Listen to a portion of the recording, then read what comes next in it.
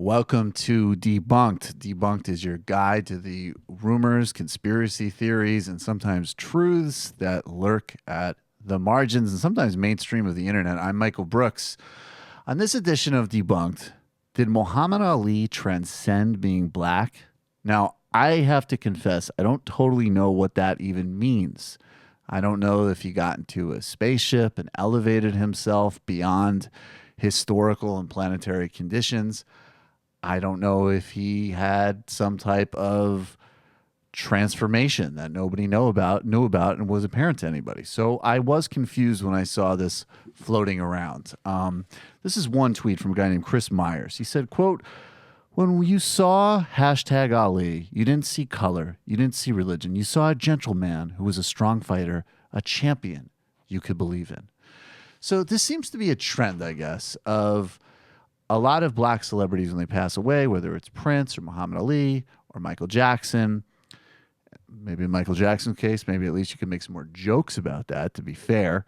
But this notion in pop culture that these people have, quote, somehow transcended being black or a transcended race. And as a lot of authors and people have pointed out, this is incredibly racist and bizarre, and I'm sorry to use the word, but problematic in its formulation.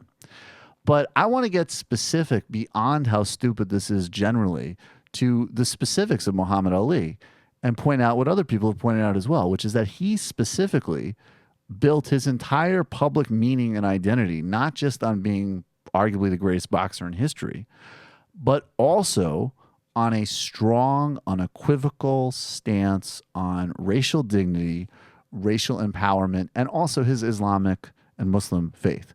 Now, all of these things went through evolutions. He left the Nation of Islam. He became an Orthodox Sunni. Then, towards the end of his life, he became a Sufi. Those are all very different belief systems.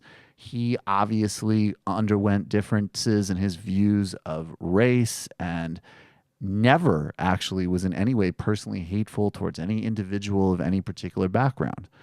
But he's famous for not going to Vietnam because he would not fight in an imperialist war, which he drew direct connections with racism in the United States and our imperialism abroad. He was proud of his identity, and that showed up even later in his career when he went and visited Palestinian refugee camps and spoke out on a variety of issues. So Muhammad Ali was definitely rooted in who he was, and he didn't transcend anything except for the type of stupidity that we see in those tweets and fake respectful obituaries and memories of him. And that is this edition of Debunked. I'm Michael Brooks.